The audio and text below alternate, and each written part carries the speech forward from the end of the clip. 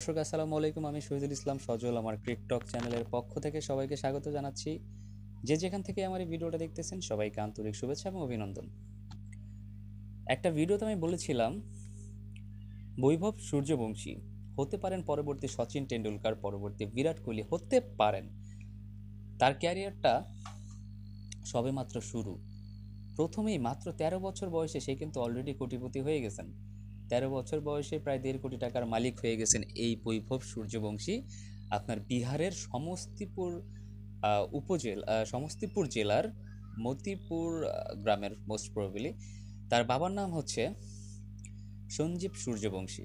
তো সঞ্জীব সূর্যবংশীর ছেলে বৈভব সূর্যবংশী একটা মধ্যবিত্ত পরিবার থেকে উঠে আসা একজন অল্প বয়স্ক একটা বালক ১৩ বছর বয়সে আইপিএল এ সুযোগ পেয়ে গেছে। আপনাকে যদি জিজ্ঞেস করা হয় ১৩ বছর বয়সে ভাই আপনি কি করছেন, ১৩ বছর বয়সে আমাকে জিজ্ঞেস করেন পার্সোনালি ১৩ বছর বয়সে আমি কি করছি, আমি ১৩ বছর বয়সে ক্রিকেট খেলাটা হয়তো বা সেরকমভাবে শিখি নাই।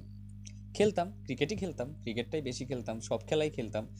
বাট ১৩ বছর বয়সে বিশ্বমঞ্চের একটা সেরা ফ্র্যাঞ্চাইজি লিগে বলতে গেলে সর্বশ্রেষ্ঠ যে ফ্র্যাঞ্চাইজি লিগটা আছে ইন্ডিয়ান প্রিমিয়ার লিগ আইপিএল, সেইখানটাতে সুযোগ পাওয়ার কথা তো কল্পনাতেও করতে পারি না। সেই আহ, কল্পনার কাজটাই আসলে বাস্তবে রূপান্তরিত হয়েছে এই বৈভব সূর্যবংশের জন্য। মাত্র ১৩ বছর বয়সে রাজস্থান রয়্যালস রাজস্থান রয়্যালস বৈভব সূর্যবংশীকে তাদের দলে নিয়ে নিয়েছে।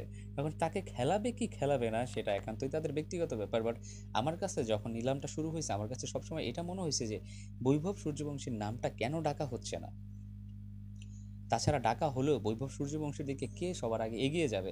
আপনারা বিশ্বাস করবেন কিনা আমি জানি না, আমি যখন নিলামটা দেখছিলাম অকশনটা, তখন সবার ফেসের দিকে দেখছিলাম, যখন রাহুল দ্রাবিড়ের চেহারা আমার সামনে চলে আসছে আর যখন দেখতে পাচ্ছিলাম যে সে রাজস্থান রয়্যালসের সাথে আছে, তখন আমার কাছে মনে হয়েছে আর কেউ এই বৈভব সূর্যবংশীকে দলে টানুক বা না টানুক, রাহুল দ্রাবিড় এই ছেলেটাকে দলে অবশ্যই টানবে। বিকজ আমরা দেখেছি যে রাহুল দ্রাবিড় ছোট থেকে বড় প্লেয়ার তৈরি করে, ভারতের আন্ডার ১৯-এর টিমকে ওয়ার্ল্ড কাপ জিতাইছে।